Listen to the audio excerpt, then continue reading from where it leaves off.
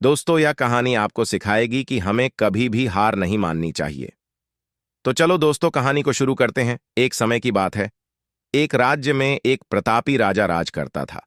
एक दिन उसके दरबार में एक विदेशी आगंतुक आया और उसने राजा को एक सुंदर पत्थर उपहार में दिया। राजा वह पत्थर देख बहुत प्रसन्न हुआ। उसने उस पत्थर से भगवान विष्णु की प्रतिमा का निर्माण कर उसे राज्य के मंदिर में स्थापित करने का निर्णय लिया और प्रतिमा निर्माण का कार्य राज्य के महामंत्री को सौंप दिया। महामंत्री गांव के सर्वश्रेष्ठ मूर्तिकार के पास गया और उसे वह पत्थर देते हुए बोला, महाराज, मंदिर में भगवान विष्णु की प्रतिमा स्थापित करना चाहते हैं। 7 दिवस के भीतर इस पत्थर से भगवान विष्णु की प्रतिमा तैयार कर राजमहल पहुंचा देना। इसके लिए तुम्हें 50 स्वर्ण मुद्राएं दी जाएंगी।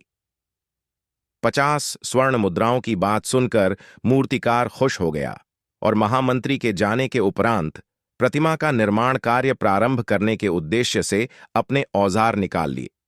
अपने औजारों में से उसने एक हथौड़ा लिया और पत्थर तोड़ने के लिए उस पर हथौड़े से वार करने लगा, किंतु पत्थर जस का तस रहा। मूर्तिकार ने हथौड़े के कई वार पत्थर पर किए, किंतु पत्थर नहीं टूटा। 50 बार प्रयास करने के उपरांत मूर्तिकार ने अंतिम बार प्रयास करने के उद्देश्य से हथौड़ा उठाया, किंतु यह सोचकर हथौड़े पर प्रहार करने के पूर्व ही उसने हाथ खींच लिया कि जब 50 बार वार करने से पत्थर नहीं टूटा, तो अब क्या टूटेगा। वह पत्थर लेकर वापस महामंत्री के पास गया और उसे यह कह वापस कर आया कि इस पत्थर को तोड़ना नामुमकिन है, इसलिए इससे भगवान विष्णु की प्रतिमा नहीं बन सकती। महामंत्री को राजा का आदेश हर स्थिति में पूर्ण करना था, इसलिए उसने भगवान विष्णु की प्रतिमा निर्मित करने का कार्य गांव के एक साधारण से मूर्तिकार को सौंप दिया। पत्थर लेकर मूर्तिकार ने महामंत्री के सामने ही उस पर हथौड़े से प्रहार किया और वह पत्थर एक बार में ही टूट गया। पत्थर टूटने के बाद मूर्तिकार प्रतिमा बनाने में जुट गया।